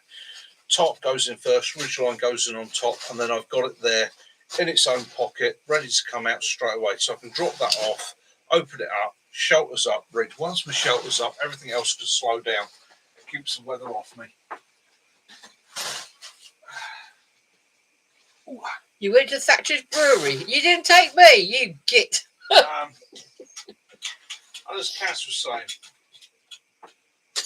Yeah, because Cujo's, Cujo's been doing the same thing with trouser legs. Trouser leg makes a lovely little pouch. You can adjust it to length or make it whatever length you want. I've got one about that long for my larger tops. That one there does my GI cook set. So again, it's cheddar, yeah, nice. I've never been in the caves though. The little DPM and MTP bags that the ponchos come in. Yeah, find another use. That one for me, that's 10 pegs of spare cordage. So it just all gets thrown into that. And you got good stuff, yeah. Fun. Yeah. DB's and he's been buying the British Army Personnel Protection Kit and issued back in 1980. Material is still 100% perfect. They are, they're built. Yeah. That's just it. It's one of the things I've always promoted on this channel is budget items. So, all right, a budget Bergen. So you're looking at, I won't buy a civilian one. I buy ex-military. Why do I buy ex-military? Well, if I take the military Bergen, say go back in time, the old DPM 128 litre. Okay, I can buy those on Marketplace, buy them on Facebook, I can buy them from surplus stores. You can pick them up for £20, £30 sometimes, right? The difference being they were made for the military. So the military spends millions of pounds researching, developing, designing and making something that works ergonomically, will last in the battlefield, can carry everything you want. They spend a fortune on this kit. It goes through the system, and you can then pick it up fairly cheap. Or you can go and buy a civilian equivalent. You go buy a civilian equivalent, well, you're looking at some of the manufacturers out there, you are looking at £500-600 for a Bergen. Don't have that sort of budget. If I did, well, I don't think I'd even buy one then, because I don't think I can see the reason and the cost behind it. Builders wear them. Painters, decorators wear army kit. Farmers wear army kit. Yeah. Because they last. Mr. Hughes released a video this week where he's ploughing a field with a tank just like his great-grandfather did. Yes, he did. Yeah, it was a chief. Was it a chieftain? With a chieftain. Yeah, he was chieftain. He had a chieftain tank in the field and he was ploughing with it. Maybe a bit fast, but he was ploughing with it. It wasn't very straight either. And at 100 litres pass, it was a bit expensive, but it proved a point. Yeah. Now, military kit, I know a lot of people are very, very anti-military kit, don't like it. And in some countries, it's actually illegal to wear it. It's a case of if it's legal for you to get it, my advice is get it. It's good quality gear. There's a lot of money spent on it. Smocks. I did a video recently on smocks where I took 2 of the latest issue smocks, the MTP, and I kept getting I don't like MTP, it's terrible. Yeah, do you know what? I prefer DPM. But the MTP smock, its actual design, the way it's laid out, the materials it's made from, have come on leaps and bounds from the DPM smock. So if you're wearing it for working in that, it doesn't matter what pattern it is. I dyed it different colours. I've dyed one black, I've dyed one bright orange. Okay? It makes them different. So that's the other thing, is don't get caught up on, just because you don't like the look of it, it's not something you want. Have a look into, can you dye it? Now, the important thing there is a lot of the military gear is made from synthetic materials. You're going to spend a little bit more on the dye to buy a synthetic dye. That is dyes for synthetic materials. Was the kit pimp smock the one you dyed? No, that was the one that, right, Kiwi won that one. So he's got that. But it was the 2 that I dyed were both from eBay, wasn't it? They were standard issue via eBay. up-to-date kit. And again, the kit issue system's changed. So they were brand new as well. They hadn't been issued, had they? Yeah. A lot of kit now gets issued to guys going on ops. If a guy goes on ops, he gets issued a new series of kit. Well, that's the whole thing of, if you've got something to the point where it's comfortable and you're happy with it, are you going to take the new one? No. You come back off ops and you flog it. Because it's not taken back into the system anymore. It's now illegal in the UK to reissue kit. So you're not allowed to reissue a bit of kit that's been worn or used. So that's a bit of a bonus for the servicemen. It's also a bit of a bonus for us. The only downside is on the army surplus side. It means a lot of kit doesn't come back into the system, whereas in the old days it would go back into stores, might get issued a couple of times, and then eventually it went to the army surplus. Now a lot of squaddies are told, they'll go to the stores. I've got a smock I need. Yeah, brilliant. Yeah, you got one. Yeah, just get rid of it. You can also use food colorings or natural colorings to dye stuff. Yeah. Joe Tiffany's amazing brown. Anything that is a bit of a pain on my MTP windproof smock is a wide hood. Yeah, they are. Yeah. It's like the hood on the tent one. Yeah. It's got that. Yeah. Wire hoods are a pain in the arse until you need them. It's one of those things. If you find yourself stood up on the top of a Welsh mountain, and it's blowing a hoolie, and the wind's going sideways, the rain's going sideways, the sheep tumbling in the wind, that wire hood is going to be a bit of a bonus for you, because you can shrink it down, form it, and do things. The other thing is, if you're in an OP, it's actually a great way of focusing your vision onto one spot. Knocks out your hearing though. The other thing is learn how to fold it, roll it properly. So if you roll it properly, clip it onto the button at the back, you'll find that it actually tucks out the way. Now, I've had a neck injury in the past, so I'm very prone to getting a stiff neck if I've got a draft blown across it. And that's why you use a chamal as well, don't you? I roll my hood up quite high so that it keeps any drafts off my neck. And quite often you'll see me walking around quite regularly, even in the summer sometimes, because funny enough, it seems to affect me more in the summer than winter, just like that. Or even with a bit of a sniper rag around there. And that's not for the look. That is purely simply, I'm trying to keep that wind off the back of my neck. Because, believe you me, I'll tell you, I had it today. I was sitting here today on the internet, and I had the fan going where it was blowing across. At one point, I went to move, and I was like, it's starting to stiffen up. A couple of ibuprofen, put my shirt on, keep my neck covered, try and keep it warm, comfortable, and it eased it. And that, again, prep and survival thing. Know your body. Know what causes you grief. I've recently started getting a lot of pain in my right shoulder. Okay, now I'm right-handed, so I know that's just wear and tear. And I figured out through trial and error, it's either cheese or bread that is triggering it.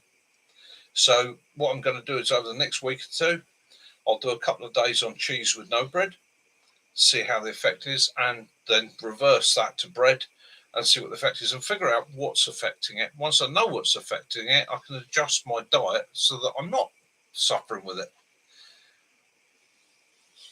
Me, I have to watch it when I'm in the car. If sometimes when we got the aircon on, it gets me in the knees, and if my knees start getting cold or my ankles, that's it. The pain just starts then. Yeah. I just thought a spider walked across my flipping foot, and it's Willow just moved his tail, brushed my toe. Yeah, sniper net. I've got a couple of sniper nets. I use those. Well, I've got one I keep in the car. It actually lives in the door pocket, exactly for that reason. That is, do you know, that piece of sniper net is my wipe all. That wipes the windows. That wipes my face. It cleans my hands when I need it to. It goes around my neck. It cleans easy. It's soft. It's usable. It's cheap. It's efficient. Have a rag. I've watched your video with your peking deer. Peking deer. So many times now. Yeah. Baggy. Bread. It's neck bone. Yeah. It's probably going to be. I think it is the bread. But again, I've whittled it down to those two, so it's just a matter of. We have gone over to, because you were told to have white bread, but we have brown, and it's got all the seeds and. Yeah. So because I've had a kidney removed, they told me don't have too much. One of the things to avoid is nuts and seeds. It's hard for your body to process a lot of those oils. So to take the strain off of the one kidney, what they've said to me is go over to having more white bread. Counterintuitive. What are you always told? Don't eat white bread. Oh, it's poison. You want this bread with the amunga seed of doom in it.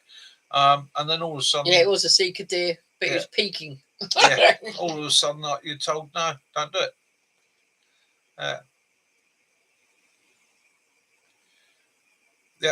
His mother was celiac for years. To the more deer on the way. Excellent.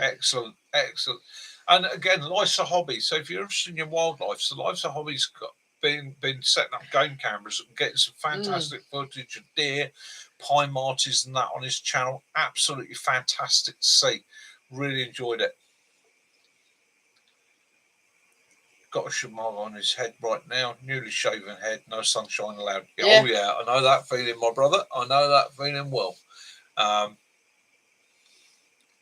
I like sourdough. I do like it. They used to do Sainsbury's used to do a sourdough with bacon in it. That was really nice.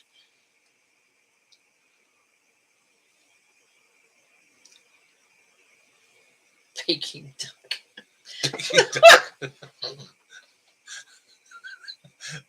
Sussex, well done. That's the joke of the night. Even through the pain, he's still giving them. That is the joke of the night. Fantastic, my friend. We're keeping that one in. I know that Lee has been working really hard for the last couple of months on doing a lot of. He was doing a property with all these dry stone walls. Then a lot of work. He did about I think he had 2 loads. I think it's about 12 tons of stone to do. I have spoken to him a couple of times, but he's not been on for a while.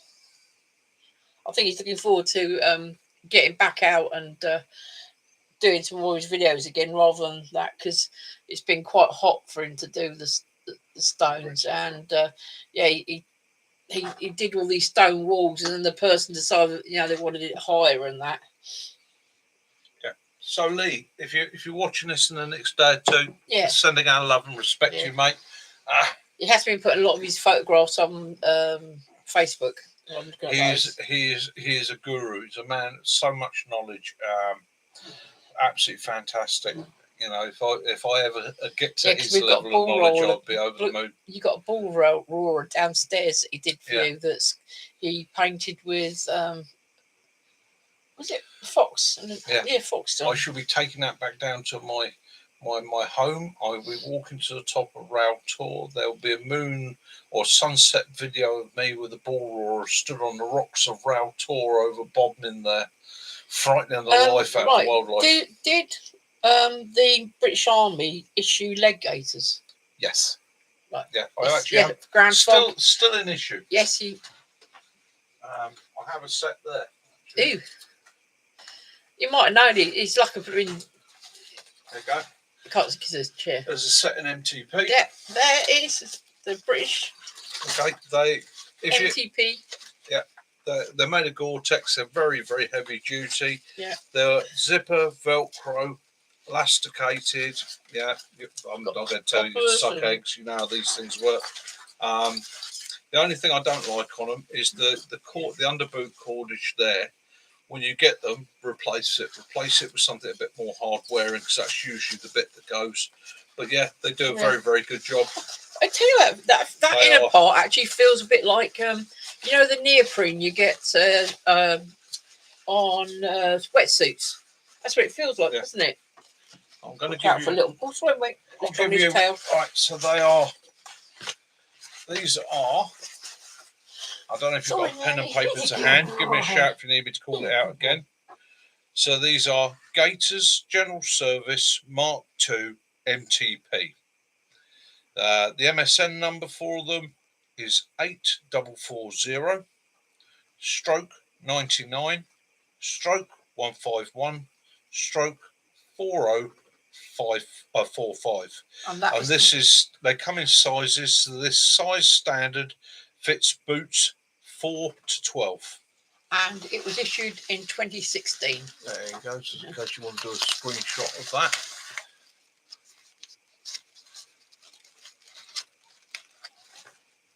Trying to get it at a level.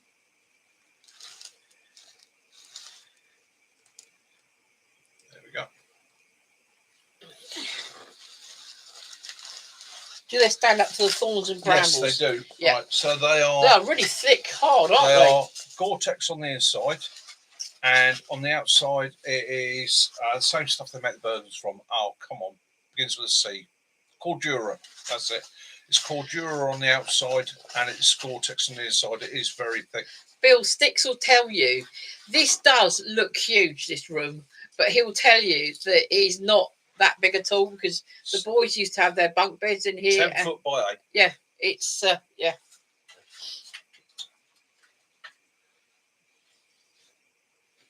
You see, sheds like that, but you can find things I can't. He knows where all his stuff is, but every now and again he worries that you lot are going to get bored of seeing the same old things, so he starts moving stuff around. It's a funny old thing is I can find anything in here for anybody else, but when I need to find something for myself, I can spend hours in here sometimes looking for something. Invariably, it's either on top of my head or in front of my face. Yeah, Andy said you want to get some sealskin socks. They're awesome. Keep your feet warm and dry. Oh, yeah, definitely. Sealskin socks, merino wool socks, absolutely wonderful. Talking about socks, a pair of your balled up shorts have just gone, is now out on the landing. Willow's thing is, if he sees a pair of socks balled up, he has to steal them. And he has to pull them apart. And there's a pair at the top of the stairs now. I think it's being that he's Tibetan. I think it's something. But don't get socks, I don't think. Yeah. We're hoping he's not a house elf. Yeah, your feet. You know what? You're right. Good point bringing this up. Your feet. It's an old saying that an army marches on its feet, and a lot of people look at smocks, tops, clothing, layer systems, the trousers, the Gucci stuff, the bits that you can see, and completely miss the one thing that you cannot afford to skimp on, and that's your feet. Look after your feet. You've had it. Good boots that you're comfortable with. I won't buy a pair of boots that I cannot try on. It's a simple rule. If I can't try them on, I ain't going to buy them, because I've spent a fortune in the past on boots that are the right size, but the design of the boot is just going to cripple my feet. So good pair of boots and socks. Always socks. Two things I multiply on. I can wash shirts, I can wash t-shirts and all the rest of it. Spare underwear and socks. And spend money on the underwear merino as well. Socks. Yeah. Treat yourself. Merino socks. You won't regret it. Socks and underwear. Underwear especially, I mean, I'm speaking from experience here. You go and buy budget underwear and all the rest of it. It gets into cracks, gaps and places, chafes and rubs, especially when you're pouring with sweat, you're exercising, you're pushing yourself hard. And the next thing you know, you're walking like somebody that's had a red hot poker stuck up their bum for the next 3 days. It's not worth it. Good pairs of underwear that are light, easy to wash and breathable will make an absolute difference to your life. We were watching, what's her name tonight? Kendra, who does the shooting. Alex Kendra. Kendra, that's it. And she had these new boxes, and they actually got inside a little pouch, so you men can put your bits in, and it stops it dragging down. So it's Gravity is not our friend. Yeah. Underwear chaffing, you end up with monkey butt, and you don't want that. Oh, and you've got to be equipped for monkey butt. You've got to have those wet wipes. See, in America they do monkey butt. We don't have things like that, do we? No, that's one thing we can't get. We cannot get monkey butt. Monkey butt powder. So if anyone wants to send us some monkey butt powder.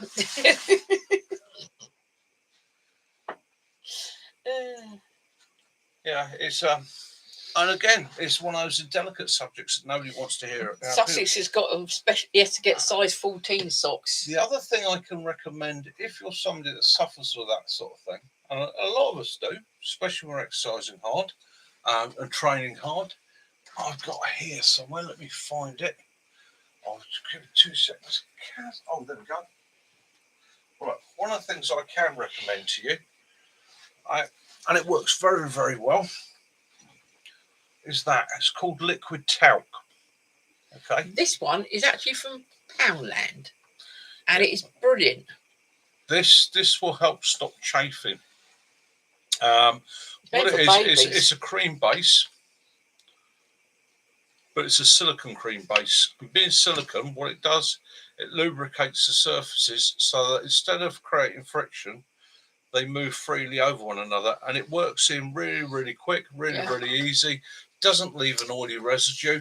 Yeah. It just puts a coating on that helps to it's actually for babies. It says to help baby skin soft and prevent chafing. Yeah. XBC liquid talc designed to care for and protect delicate baby skin. So, yeah, I'll say that is Poundland £1. So, Sussex, yeah. It's one of those things, isn't it? And it only takes a little bit of sweat, a little bit of dust. Especially this time of year, people are harvesting now, so there's a lot of dust about. Things like barley straw. People don't realise that barley straw, the dust from barley straw, will drive your skin up the wall. I'm suffering with what people would call hay fever at the moment. It's not. It's where they're harvesting barley in the area. The dust gets into the air. My dad used to have cement dust. He's making cement all the time, yeah. It'll make you itch. So dusts and things like that combined with the sweat, where's it will run gravity. How's the human body designed? It's a bit of poor design. It's designed to focus all that moisture down into one place where, unfortunately, especially when you're a bit older like me, you have two large muscles that are doing that non-stop. That creates friction. So counter it by being there beforehand, things like liquid talc and that. Ground fog. I've got my neighbour got me some. It's called Mugu, and it's what they give put on the cows and that's others. Yeah. And that stuff is brilliant. Anything to reduce that friction. Yeah. Same thing with straps. If you're carrying a Bergen, you're going to be carrying a Bergen long distances and all the rest of it. Think about how it rubs. Think about where it's going to rub you, where it's going to chafe you. I've had across my hips over the years, on my shoulders. I've come back, taken a shirt off, and Caroline's been like, "What the hell have you done to yourself? You've taken a layer of skin off there." Right? So you've got to think about these things. When you're looking at your Bergens, you used to see it in the old days. Guys would literally take sleep mats, cut strips out the sleep mats, the duct tape and the sniper tape, and widen all the pads out so that the pads spread over a larger area to make them more comfortable. They'd pad out the hips. They'd on the metal framed rucksacks. They would pad them out so that they wouldn't do them so much damage. So again, look at your kit, look at modifying, look how you can make it more comfortable. It's great looking warrior and all the rest of it. Doing a video or doing a hike with your 120 litre Bergen on with 60 pounds of weight in it and all your webbing and the rest of it, it looks great. But actually, do you know what? If you look at the guys that do it all the time, if you look at the SF guys and people like that, I've never seen one standard piece of kit. It's always been modified because that guy's gone, do you know what? That rubs. It was right. He said, why do they put a button on boxer shorts? I've never understood that, why they do that. No. It's obviously not a drinking man. Yeah. And as well survivors said, the trick is to feel the hot spot before it becomes an issue. Listen to the hot spot. If you get a hot spot, I've not heard of that one. Anywhere on your body, right? Feet's the regular one. People walk in and they start walking a little. Oh, that's a little bit uncomfortable. I've got to watch that.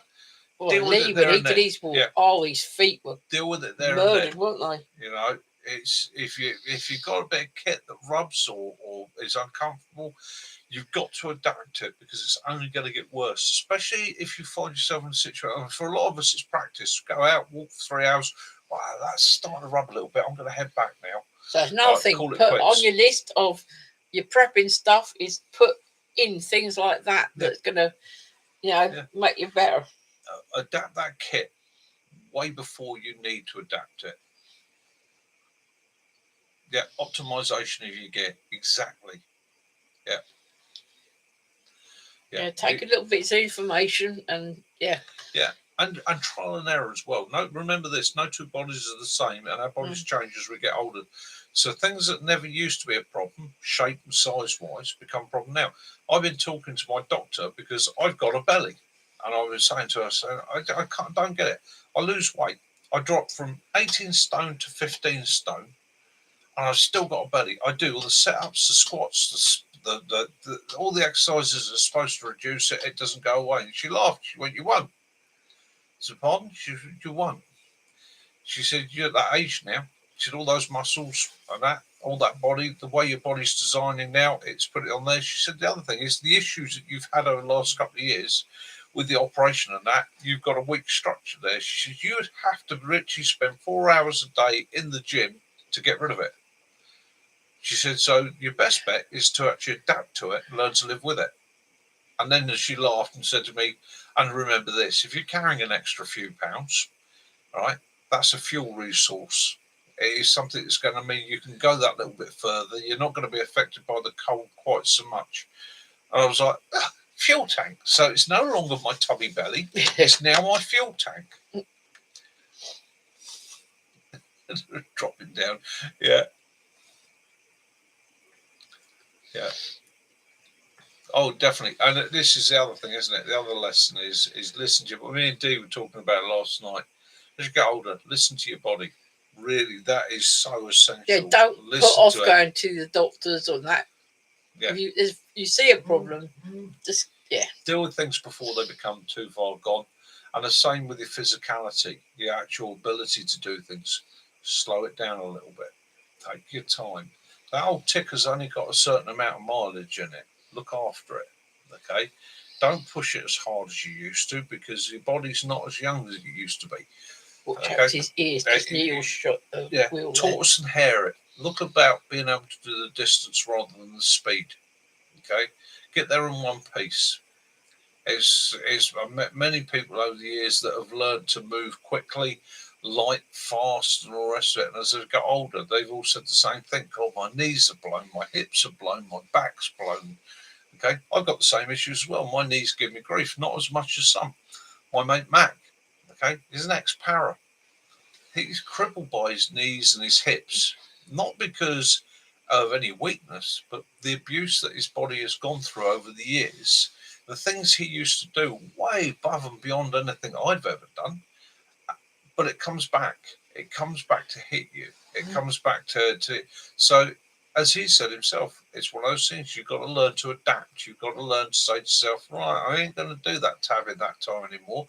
Slow it down. The funny thing is, you can still do it. You just got to give yourself that bit of leeway to get it done.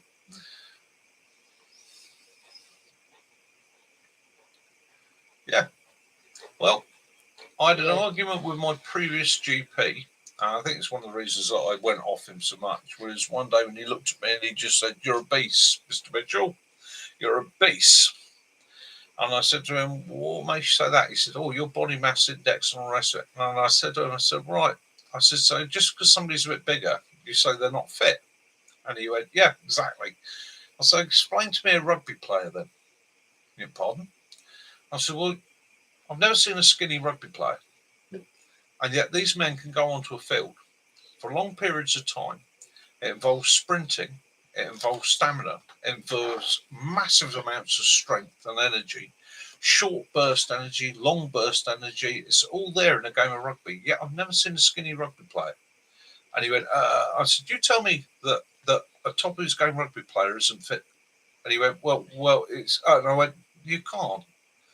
Don't judge the book by its cover." Yeah, okay. BMI is outdated, like most of all doctors' advice. It is. I mean, at the end of the day, the you know, it's well, sumo wrestlers. They're big blokes, but they massive amount of strength and muscle in there. Yeah. So again, it's that whole thing.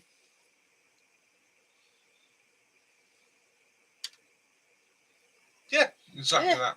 Yeah. You know, it's 6'4". Yeah. I mean, I'm a wee lad. I'm 5'9", but I've always had. I used to be a stick of a bloke, but I've always had a big bone structure, if you want to put it that way. I know some people go, "Oh yeah, just saying it's your bone structure." Bone structure.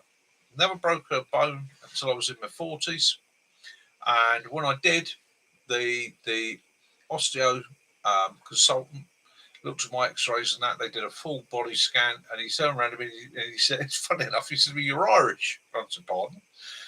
He said, "You're Irish. You've got Irish genetics." And I laughed. And I went, "What do you mean by that?" He said, "Oh, the Irish. He said, the Irish are the least likely to break bones of any European nation." He said, "Their bone structure is usually a lot more developed than a lot of the Western people." He said, "And the further east you go, the slighter the bone structure becomes." He said, "It's an interesting fact that your gene pool," he said, "if we tested your DNA, it would probably show you come from Ireland." Well, he was right. My ancestors do come from Ireland. So, yeah, it's an interesting fact, that. So, again, bone structure, that also adds a lot to it. Yeah, Max says, "Only thing I would say is the doctor knows very little about your fitness, exercise, and especially diet." Yeah, they do. Yeah, it's one of those things. The GP can only generalise. It's a general practitioner. You can only generalise on general information, and no two people are the same. You've all seen it yourself. That little old fella in the corner of the pub that's 101 years old, served in the First World War, still smokes like he did then. Drinks about a bottle of whiskey a week. Yeah, started off smoking 20 Capstan full strength a day, no filters, no nothing. Went all through his service and all the rest of it. He's probably worked in a factory or in the mines or something. His rest of his working life, breathing dust, chemicals, fumes, and all the rest of it. He's 101, 102 years old. He's made it. Fantastic. Still sprightly. And you think, how the hell did you make it there? No two are the same. No two are the same. It's just a simple fact. Yeah. All you can do is eat. Yeah, Simon said, as I said on my short, eat well, stay hydrated, exercise, and keep the stress away. That's how I was doing everything with the doctors, isn't it? Tablets for everything. Yeah. Yeah. The healthiest people I've ever met have always been the least stressed. You know, they're the ones that just go, "Yeah, I'm not. Nothing I can do about it. I'm not going to worry about it." Yeah, what's for you won't go by you, definitely.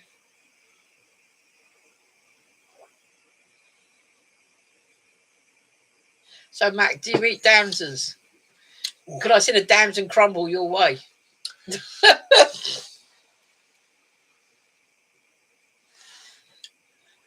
Yeah, well, that's the other thing, isn't it? And again, don't put off going to see the doctor, because your GP is going to refer you to somebody that probably knows what they're talking about. Okay.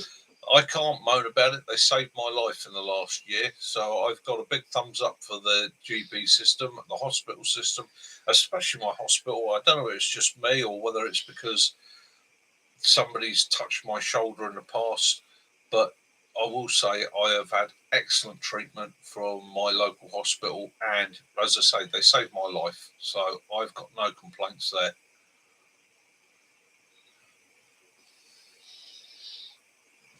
God, it's nearly 2 hours. Yeah.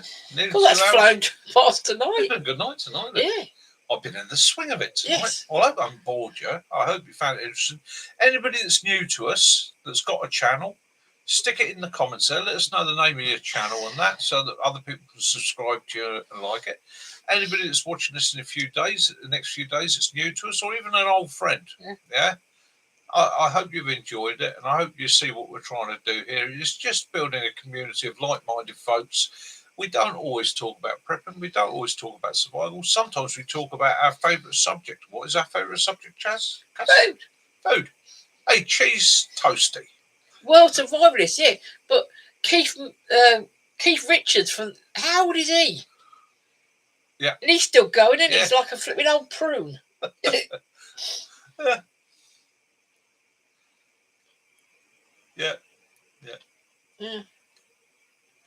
It's cheese toasty and a thick peach and mango yogurt. Oh, Wiggles, wait. I'm glad you enjoyed it. That's what we're here for. It's all about just enjoying yourselves. Benny's just Bushcraft Sussex just here to tell awful jokes. No, it's a damn good joke. I like that. I'm going to be going back through the comments later on, writing that down and passing it on to my mum tomorrow. She'll like that. I think it's third. I think the highest point we had about 32 in tonight. Yeah. We're not a big channel, and in some ways I like it that because it keeps it small and personal. You know, I consider every single one of you as a personal friend. Some of you I only know by your names on the chat there. Like when we met Andy, he come up to me, Kaz. Yeah, I see you all as friends, and if you ever see me anywhere, don't hesitate. By all means, pile up. You know, give me a hug, shake my hand, tell me I'm so and so. I'd be over the moon to meet you. Well, so go up to her and say, "You look shorter in real life." When I finally do win the lottery, when those numbers finally come up, and I've bought by a bit of woodland in Herefordshire, and I've got my little farmhouse and that, and I've got the system and the setup, you'll all be invited over for a camp. And those of you that are overseas, I'll even pay your flights, but I've got to wait till I win the lottery first, and that is going to be the weekender to end all weekenders. That's all right, well, survivalists. But when you can come in, I mean, some it's like Lawrence and the I think it's Cujo. They're starting to work shift run again. There is no pressure on anybody. You're here when you're here, and we're always glad to see you. The only one that comes is when we don't see you, and to be honest with you, then we start worrying about you. Yeah, we do worry. Yeah, we do notice if someone hasn't been there for a while. Told Doctor to use 2 fingers. I wanted a second opinion. Oh dear. No, I don't. As you all know, prostate problems at the moment. I went and had my examination tests and all the rest of it a few weeks ago, ready for this operation. Doctor said, "Bend over, Mr. Mitchell, breathe deep, take a deep breath, stare at the window." Like that, and I looked at him and I looked around. I said, "Doctor, can you take your ring off?" And he went, "Ring? I'm not wearing a ring." I went, "Honestly, take your ring off." He went, "Oh no, that's not a ring. It's a wristwatch." But he was going to have his pre-op this Friday coming, which would have been our wedding anniversary, but they've changed it now to the 8th of September. Yeah, because he's actually away for 5 days at your mum's, aren't you? Yeah. See, Wigglesway enjoyed that. Yeah, and again, that's how I deal with things. It's how I deal with the stress of life, the worries and the concerns. Is I try and make laughter out of it, try and make jokes out of it. It's how I've got this far. It's how I intend to go a lot further. Well, Kitten, I will do that recipe for you. Anyone else wants that recipe for the courgette cake, then just drop me an email to Hampshire Outdoors and Survival. And Kaz will get it off to you ASAP. Yeah. Well, and yes, I'll make some for the camp, and yes, I'll bring some bacon pudding as well.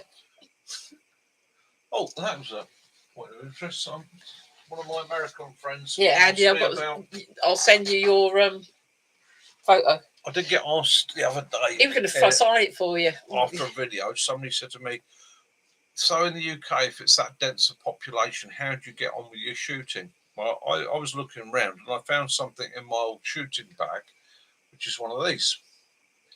And that's what I used to do. I used to post. There was a couple of paths on places where I'd shoot, and a couple of gates where people used to come in and walk their dogs. So all I would do when I went out shooting, I'd post those on the obvious points where people could be, and that way it just gave them a bit of a heads up. In fact, more often than not, I used to put that up also where I was going out to do deer management or foxes or almost anything else, because people don't mind rabbits getting shot for some strange reason, but they really object to anything else.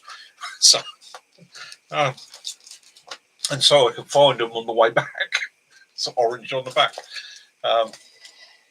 Yeah, so they're not doing it from the back; they're doing it from the man. No, yeah. I've got 2 options there. They said to me we can do it semi-conscious, or we can do it unconscious. And I just went, where do I sign for unconscious? So yeah, they're going from the front. They said it's called a Eurolift. I've not even bothered looking it up. I'm not going to look it up because is that like Euro trash? I don't know. Just the whole phrase Eurolift just frightens the life out of me. You wake up and there'll be John Paul Gaultier saying, "Hello, making." All I know is it involves staples. I don't know how they're going to get the whole shop in there. Island Jason says, set up an action cam before it starts. Members only contents, perhaps. Ooh. I made the nurses chuckle when they were doing all the testing and that. John said, make sure that the doctor is mostly conscious. She said, so Mr. Mitchell, you're going to have to bear your down belows, unfortunately. And I okie doke. And they did everything they got to do there. And then she went, what? She said, I need you to go and wee in that thing over there so we can measure everything. She said, I'll leave the room for your dignity. I went, you've already got my bleeding dignity. I don't really care anymore. Yeah, because you had to have quite a camera put there, didn't you? No, don't remind me. Yeah. Don't remind me. Oh, I came out there. I looked like Gollum. I tell you, my eyes were like that. It's, I tell you, I could see perfectly in the dark. It was brilliant for about 3 days. Low light, not a problem at all. Yeah. Yeah. Painful, yeah. Yeah. But apparently I took it like a man.